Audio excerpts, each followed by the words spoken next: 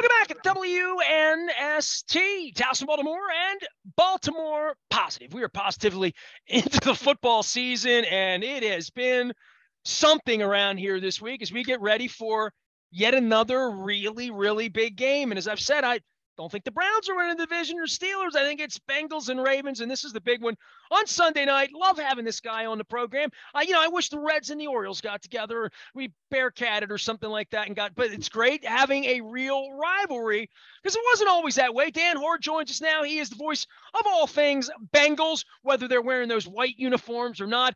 Dan, I said, and I had Solly Wilcox on, I said, I'd like the Bengals. I mean, that's a throwback, not forward for me. I want some Booby Clark in my life, brother. I kind of advocated for the original Bengals helmet because it was so hideous. It was beautiful.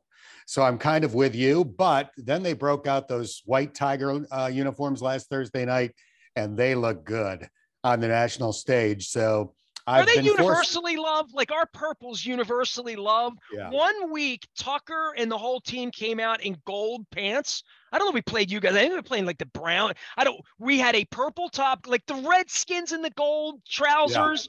Yeah. Yep. I loved it. It was so universally mortifyingly hated that they'll never put it on again. And the outcome didn't go well that day, as I remember. I think the white was universally loved in Cincinnati. They've been selling those white helmets at the pro shop for years for autographs, even well before there was ever an idea that they were going to actually wear them in games, before the NFL allowed alternate helmets. It was just a great thing to have to get autographs on, because obviously with the white, the autograph shows up really well. So that might have planted the seed all of these years. And when they broke them out last Thursday, they were very well received locally and nationally. Well, look, man, I have a long, fond history with the Bengals and Marvin and y'all.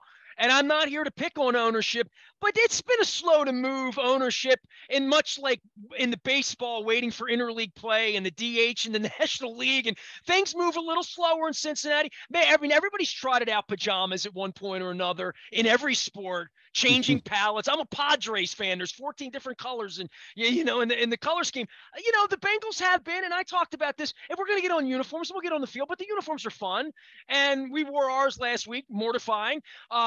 But I remember when Collinsworth was like a rookie, and I was a Colts fan. I ran into Stan White the other day and Bruce Laird, so I want to give them some love. But I remember the Bengals coming in here, really good Bengals team, the Ken Anderson team, playing Montana, all that, came in here that year, and they had the swooshes on there, and it was the sexiest helmet this side of the Houston Oilers, who were my team, and that lingered for 4 days. I mean, like, incredible amount of time where you guys didn't go pajamas very much as other places did, Yeah, I think it's fair to say that in most aspects of NFL football, the Bengals are kind of, slow to make a move, a little bit like turning the Titanic. But in recent years, boy, that has changed. They've become one of the biggest spenders in free agency. They've adopted a Ring of Honor, which fans had wanted for years. They have, fancy new uniforms. The atmosphere was awesome last Thursday night with the whiteout. They haven't done things like that before. The game day presentation is now tremendous. I've always said I thought Baltimore had the best game day presentation of any place that we've been, but the Bengals have learned a lot from Baltimore and other places. So, yeah, I think it's fair to criticize them for maybe being slow moving in the past, but that's quickly becoming ancient history. They have caught up with the times in a hurry. Well, yeah, I was out in L.A. watching the Black Crows for the show. I was up in the upper deck. I thought you guys were going to win, man. And I was pulling for you because all these Nouveau Rams fans, and I was watching it for 6 hours out in Inglewood up to no good. And I thought, you're coming home with it. It's going to be chili and confetti, and like Marvin will get vindicated, I hope, because I love Marvin.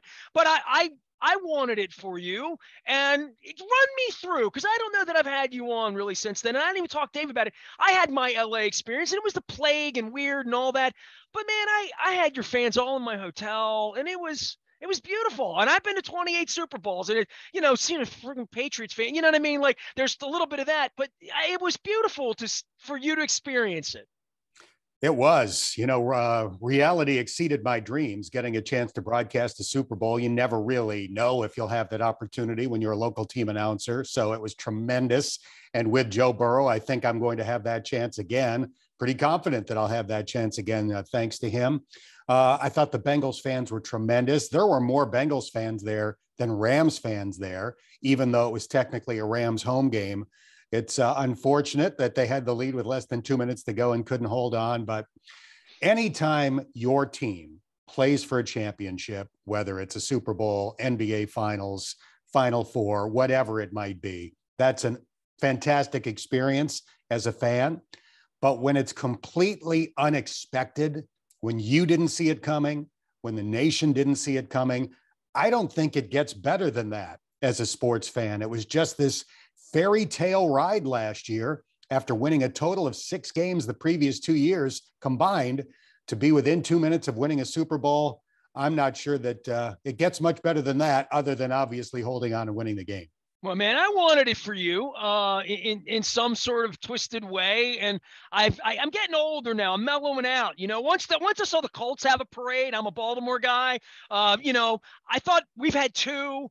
I'm good. If it never happens again, my team won the Stanley Cup. My friend was the coach of the team. I mean, like, I've had wonderful experiences. I sort of want that, but there is a part, and the Buffalo Bills came in here the other day, and, I had Tasker on last week and all my Buffalo buddies and whatnot, long suffering, right? So I can sit here and talk about having fun and having had some parades, not Oriole parades but I would say this, for that sort of hope and for where you are, and you've already needled me that, Burrow's going to do it again. And if you gave me $1 to bet on it right now, not that we could place a bet on games anymore, I would say, yeah, okay, I'll hear that. And I don't know that I would bet on or against Lamar and the style he plays.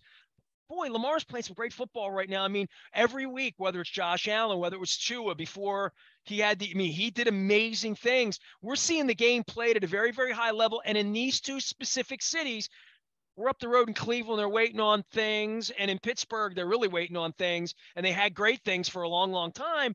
This is the rivalry now. This is first place. This is where we are.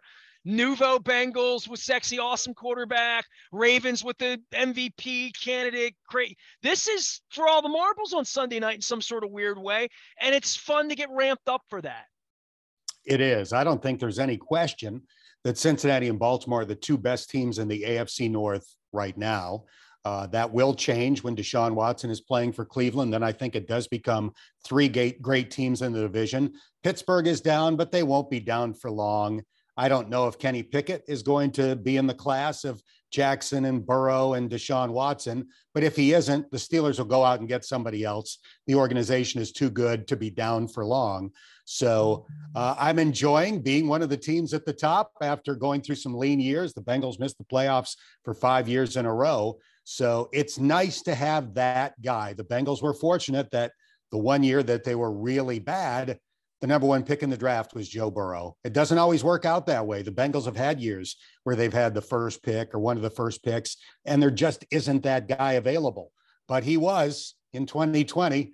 Roger Goodell uttered the most beautiful words in the English language from his basement with the first pick in the draft. The Bengals select Joe Burrow, and it has completely changed the franchise. Well, it certainly changed the city. Dan Hoard's here. He is the play-by-play voice of all things Cincinnati Bengals, resting the pipes, probably having a downtown crab cake, maybe at Fadley's for the game and in town, and sort of the long wait and all that. Give me a primer on your squad. I'm lucky my kid, I can borrow his Amazon Prime on Thursday night that I had Iron Eagle on this week. I'm like, I didn't have to listen to you, but if I believe me, it was starting to get that way when you can't find the game, right? But you guys were in the uniforms, did all that, the Tua situation. But I got a chance to watch you play, and I it's a different team than it was 2-3 years ago. Young, fast, probably going to make some mistakes and whatnot, but a very, very formidable team that's been put together over there. Yeah, no question about it. When people look at the Cincinnati Bengals from afar, naturally they think of Burrow and the three wide receivers, Jamar Chase, T. Higgins, Tyler Boyd, probably the best trio of any team in the NFL. You've got Joe Mixon at running back, one of the top 5 or 10 running backs in the league. Hayden Hurst, former Ravens first-round draft pick, has been a nice addition at tight end. So I talk about all of that offensive talent and the skill position talent. The defense is the reason why the Bengals have overcome an 0-2 start and pulled into a tie for first in the division. The defense is the reason why they put together 3 straight playoff wins, including road playoff wins against Tennessee and Kansas City last year. This defense is the secret weapon for the Cincinnati Bengals. They've given up a total of 4 touchdowns defensively in 4 games this season. They did not give up more than 25 points in 4 postseason games last year. So we know that the offense is capable of putting up big numbers. They scored 41 in both games against the Ravens last year. So far this year, the offense hasn't been great, but the defense has been stellar. Dan, is there a point where when Lamar came in there and broke some ankles, and, you know, I was at that game before the plague. I mean, embarrassing play. I mean, the press box laughed. I mean, literally, you had your headset on, you were calling, but I'm there waiting on the chili behind and the indigestion there. My 23rd trip to Cincinnati in a row. That was an amazing, legendary sort of thing. It feels like the Bengals don't do that anymore. And it feels like there was some tape on that. And it feels like there was some offseason on that. And there was some, that issue's never going to happen again. And when you're playing 2 minutes down for the Super Bowl, that, you know, from small things have come this. But I would also say Lamar Jackson, maybe Baker Mayfield for 5 minutes, but made it better, that they've built this thing to be able to stop Joe Burrow. Stop Lamar Jackson, you mean? Stop anybody. Right. I mean, literally stop whatever you put out there. Yeah, that's the goal. I mean, the first thing you have to do is try to win your divisional games. That accounts for, 6/17 of your schedule. So they've definitely built their defense with that. Those moments that Lamar comes up with, including the, hellacious spin move touchdown against the Bengals, that's going to happen. It's Lamar Jackson. It's not preventable. I'm a graduate of Syracuse University. I remember when he hurdled a guy in his Heisman Trophy winning season at Louisville. So there are things that man can do that you can't prevent. But what you can do is try to put the pieces together on your defense that give you a chance to not allow him to have 300 passing yards and 100 rushing yards in the same game. And that's what the Bengals have done. They have a lot of movable pieces on defense. I think it might be the most versatile defense in the NFL. They don't necessarily have a lot of superstar players. I think that Trey Hendrickson is close to that level. He was a Pro Bowler last year. DJ Reader, who's out with an injury right now, but when healthy, is probably the best nose tackle in the NFL. He deserves to be in that conversation. But really, it's, a sum is greater than the individual parts type of defense. They just have really solid, versatile players all over that defense. Lou Anarumo can move them around, try to confuse quarterbacks, do things that other defenses can't do. And it's really been working since about the midway point of last year. Look, I know you're always working hard during the week, but I have a feeling on Sunday when the Bengals were off, because sometimes we're concurrent at, 1:00 games or whatever. I don't get to see you play Pittsburgh or whatever because we're doing our own thing. I'm sure you got a chance to watch the game on Sunday. Just some thoughts, because watching from afar and getting ready to call a game as you do intimately and studying up all week long on it, I mean, it really was a mess. I mean, and this is the second mess in 3 weeks. It's a tough week. And for John, and certainly the pressure on this game and what it represents inside the division. But these have been some hideous outcomes for the season ticket holders that have been down there watching these against these teams, especially in this conference. It's rocky right now, and there's injuries, and Lamar's been really good, but the contract sort of is this cloud that sort of rolls above it to some degree.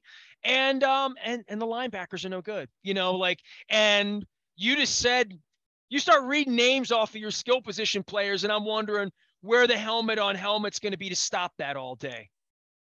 I love Josh Bynes, so I know he's getting up there in years, but the 1 year he spent in Cincinnati, he was a dream to work with. So I root for him. Tremendous human being, Josh. Yeah, Brown. I root for him. Tremendous. 15 out of Baltimore's 17 games. Let me turn the clock back to Sunday first, though, Nestor. So the CBS affiliate here in Cincinnati gave us Browns Falcons instead of Ravens Bills, which was an atrocity. But it's state of Ohio. They must have figured there are more Browns fans in Cincinnati than people that wanted to watch, the best game of the week. So I listened to the game on the radio. I listened to the Bills broadcast. I grew up near Buffalo. The voice of the Bills, John Murphy's been a friend of mine for many years. So I listened to their side of that game on the radio. And naturally, they were. He came on a show last week, and this might be bad luck. I don't know. You guys, right? Could be. But, they were over the moon with that comeback, understandably. I will go back and watch the game now just as part of my, game day prep during the course of the week. But to blow two big leads like that in the first 4 games of the season does deal a blow. John Harbaugh is a tremendous coach. I know he will get the guys over that, but will he get the guys over that right away? It's probably a legitimate question to ask, but I guess we'll find out on Sunday night. I'll tell you what, and Lamar has really improved his game, and I know Joe Burrow has too, right?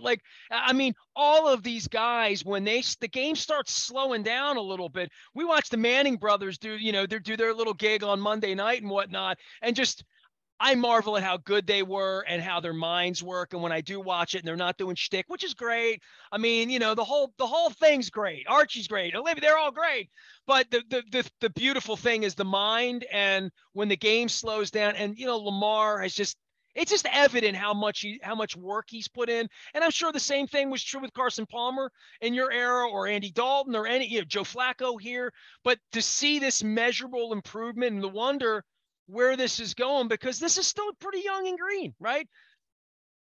Yeah, well, in Joe Burrow's case, I think that's his superpower, is his brain, his ability to diagnose defenses. He always seems to be a step ahead. Now, Joe, this year, it's been an interesting story because last year he was coming back from the horrific knee injury. He really wasn't willing to run for about the first 8 or 9 games of the season. And then he started feeling healthier and more comfortable, and he added the scrambling ability to his game. So this year he had normal off season, put on great weight and muscle. He was ready to go, looked like he was, going to hit the ground running. And then just before the start of training camp, his appendix ruptured. He goes into the hospital for surgery. He comes out 15 pounds lighter, could barely, stand. He was watching practices on a golf cart. He looked frail at first, getting on and off that golf cart. So that was a serious thing. He came out in the season opener, and the Bengals turned it over 4 times on their first 5 possessions. So Joe got off to a rough start, but he looks normal again. The weight is back on. He's played great the last 2 weeks. I suspect he probably won't have a 4 interception game again the rest of his career like he did in week 1. So unfortunately for the Ravens, I think they're catching Joe Burrow back to being the Joe Burrow that led the Super Bowl drive last year. Just what I want to hear, Dan. Appreciate it, man. Hey, bring some chili with you. It's always great to visit with you. You're always generous with your time and coming on. And this is a big one. This is fun. And we had a good baseball season. You were talking about these crazy years where we kind of had a summer where sports was back for real, like after the plague. And my God, you broadcast all those games in those empty stadiums. I did a handful of them. We're at a different level here. So I love the rivalry, man. It's fun. Come on in. We'll show you a little bit of Maryland hospitality, get you crab cake in here, but hope that at midnight on Sunday night, you're the sad one, brother. I know where you're coming from, and I know that to the rest of the year, you'll root for me, except for those 2 games against Baltimore. This is such an entanglement with Buffalo and you guys, because I like you people. I even like the Pittsburgh people, but they're not a factor this year. So all these friendships go so far, but it would be nice in January to have a little piece of all of this. We haven't had Cincinnati, Baltimore, had a lot of Baltimore, New England, a lot of Baltimore, Pittsburgh, and like all of that, even Kansas City. That would be fun for a little while. So Lamar, Joe Burrow, anything better than like a Sunday night in October or a Sunday night in December would be like a Sunday night in January, right? It's going to be good stuff. Looking forward to it. Always enjoy games in Baltimore. Thanks for having me on. Rest the pipes, brother. We'll see you. We'll see you on Sunday night. Dan Hoard's going to be calling the action on the Bengals Radio Network, along with Dave Lapham, some other folks out there. The good folks of Cincinnati coming on in. 2 minutes away from a Super Bowl, looking to get it back together here, and of course the Ravens reeling. Luke's out in Owings Mills. All of his coverage brought to you by our friends at Royal Farms. Real fresh, real fast. That's Justin Tucker's kick, and Luke will be out there with full reports. All the stuff goes out on the WNST Tech Service, brought to you by Coons Ford of Security Boulevard. I am Nestor. We are WNST AM 1570, Towson, Baltimore. We never stop talking Baltimore positive.